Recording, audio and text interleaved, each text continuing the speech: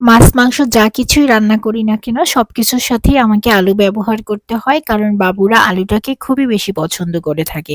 Hello everyone, আসসালামু আলাইকুম।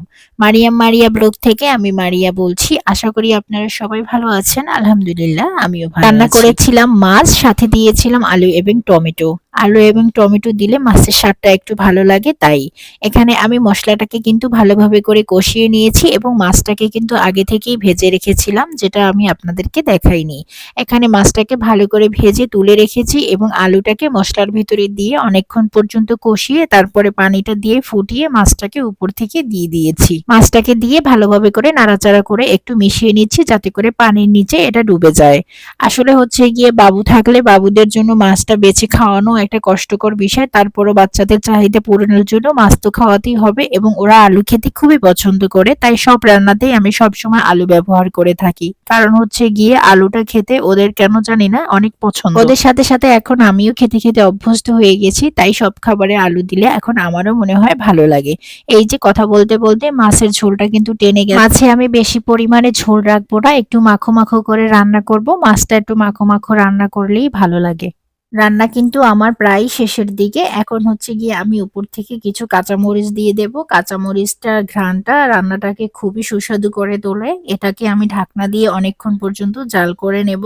তো জাল করার পরে যখন ঝোলটা একটু কমে যাবে তখন কিন্তু এই কাঁচামরিচের ঘ্রাণটা মাছের সাথে মিশে যাবে। বাবুদের জন্য আসলে ওইভাবে করে ঝালও খাওয়া যায় না, কারণ ঝালের পরিমাণ বেশি হলে আমার ছোট মেয়ে আবার খেতে পারে না। তাই ঝালের পরিমাণটাও একটু বুঝে শুনেই দিতে হয়। তাই উপর থেকে কিছু পরিমাণে কাঁচামরিচও আমি সব সময়ের জন্য ছিটিয়ে দেই। এখানে আমি একটা টমেটো কেটে টুকরো টুকরো করে দিয়ে দিয়েছি। মাছের সাথে কিন্তু টমেটোর কম্বিনেশন খুবই সুন্দর এবং এটা খেতেও কিন্তু খুবই ভালো লাগে। এবং টমেটোটা যদি একটু আস্ত আস্ত থাকে তাহলে কিন্তু টমেটোটা খেতে আরো মজা হয়। তবে টমেটো আসলে আস্ত রাখার জন্য রান্নার লাস্টের দিকেই ব্যবহার করা উচিত।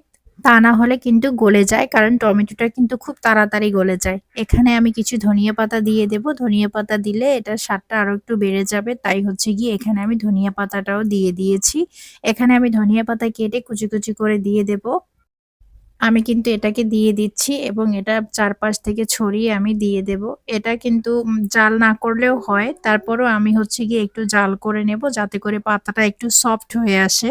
যারা এখনো আমার ভিডিওটি দেখছেন তাদেরকে অসংখ্য ধন্যবাদ এবং লাইক কমেন্ট করে আমার পাশে থাকবেন যাতে করে আপনাদের পেজটিও আমি ঘুরে দেখে আসতে পারি। ধনিয়া পাতা দেওয়ার পরে এগুলোকে আমি ভালোভাবে করে একটু নাড়াচাড়া করে মিশিয়ে দেব, সব জায়গাতে যেন সুন্দরভাবে করে মিশে যায় এবং সুন্দর করে একটু ঢাকনা দিয়ে ঢেকে বেশ কিছুক্ষণ পর্যন্ত জাল টাল করে তারপরে নেব। ঝোলটা একটু টানিয়ে মাখো মাখো করে নেব।